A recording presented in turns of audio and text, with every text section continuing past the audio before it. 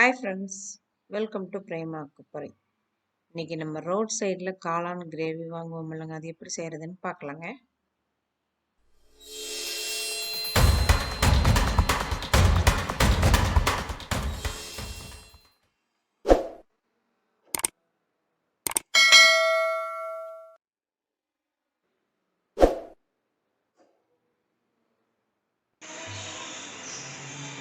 காளான் கிரேவி செய்யறதுக்கு நம்ம முட்டைக்கோஸ் நீல வாக்கில் வெட்டிக்கலாங்க. காலிஃப்ளவரு, கேரட்டு, பெரிய வெங்காயம், மசாலாஸ், உப்பு, மஞ்சத்தூள், மிளகாய் தூளுங்க, மைதா மாவு, கார்ன்ஃப்ளவர் மாவு, இதெல்லாமே நமக்கு தேவை. கருவேப்பிலை வேணுங்க. நம்ம ஃபஸ்ட்டு அந்த முட்டைக்கோஸெல்லாம் வெட்டி வச்சுருக்குறோம்லங்க, அதை ஃபஸ்ட்டு போட்டுக்கலாங்க. காளான் இருந்துச்சுன்னா காளான் போடலாங்க. அப்படி இல்லைன்னா காலிஃப்ளவருங்க. காலிஃப்ளவர் இல்லைன்னா வெறுமனே முட்டைக்கோஸ் போட்டால் கூட நல்லாதாங்க இருக்கும். பெரிய வெங்காயத்தை கட் பண்ணி வச்சுருக்குறோங்க, ஒரு வெங்காயம், அதையும் உள்ளே போட்டுக்கோங்க.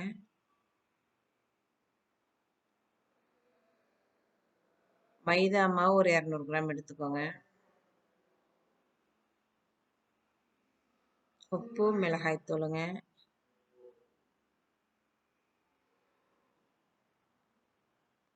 கார்ன்ஃப்ளவர் மாவு ஒரு 100 கிராம் எடுத்துக்கோங்க. இதெல்லாம் போட்டு நல்லா பிசைஞ்சு ஒரு 1/2 hour எடுத்து வச்சுக்கலாங்க. நம்ம எண்ணெயில் எப்பவுமே சில்லி எல்லாம் போடுவோம்லங்க, அந்த மாதிரிங்க. குட்டி குட்டியாக போடணுன்னு அவசியம் இல்லைங்க, பெருசாக போட்டுக்கலாங்க. ஏன்னா மறுபடியும் அதெல்லாம் நம்ம கட் பண்ணி தான் போட போகிறோம்.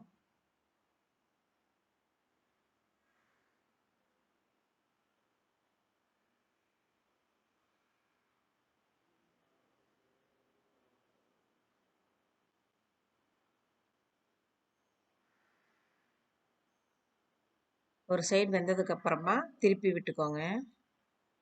2 பக்கமும் நல்லா வெந்ததுக்கு அப்புறமா நம்ம இதை எடுத்து வச்சிடலாங்க. ஃபர்ஸ்ட் இதெல்லாம் பொரிச்சு எடுத்து வச்சுக்கணுங்க. கலர் பவுடர் வேணும்னா நீங்கள் கலர் பவுடர் போட்டுக்கோங்க.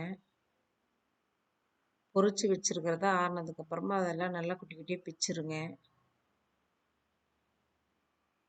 பிச்சு ஒரு பாத்திரத்தில் போட்டு கார்ன்ஃப்ளவர் மாவு நம்ம தண்ணி கொஞ்சமாக கலக்கி 2 ஸ்பூன் கார்ன்ஃப்ளவர் மாவு போட்டு தண்ணியில் கரைச்சி அந்த தண்ணி உள்ளே விட்டுக்கோங்க.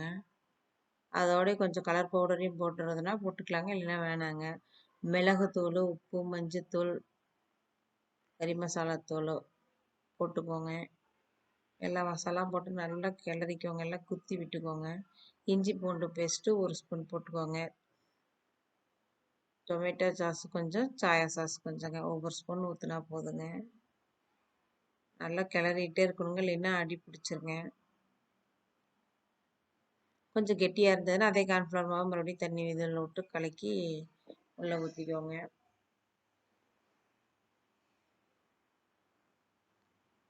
நல்லா ஃபுல்லாக வேகிற வரைக்கும் கிளறிக்கிட்டே இருந்தோம்னா சூப்பராக ரெடி ஆயிருங்க. இறக்கும்போது கருவேப்பிலையை பிச்சு போட்டுட்டிங்கன்னா நம்ம ரோட் சைடில் வாங்குற மாதிரியே ஹைஜீனிக்காக நம்ம வீட்டிலேயே செஞ்சுக்கலாங்க. கடையில் தான் போய் சாப்பிட்ணுங்கிற அவசியம் கிடையாதுங்க. அதையெல்லாம் ஒரு பிளேட்டில் போட்டுட்டு அதுக்கு மேலே வெங்காயம், பெரிய வெங்காயம், கொத்தமல்லி தழை, கேரட்டு துருவிக்கோங்க. இதெல்லாம் மேலே தூவி சர்வ் பண்ணோம்னா சூப்பராக இருக்குங்க.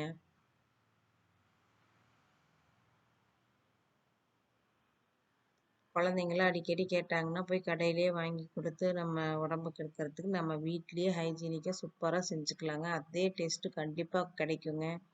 நீங்கள் ட்ரை பண்ணி பாருங்கள். பிடிச்சிருந்தா லைக் பண்ணுங்கள், ஷேர் பண்ணுங்கள், சப்ஸ்கிரைப் பண்ணுங்கள். தேங்க்யூ.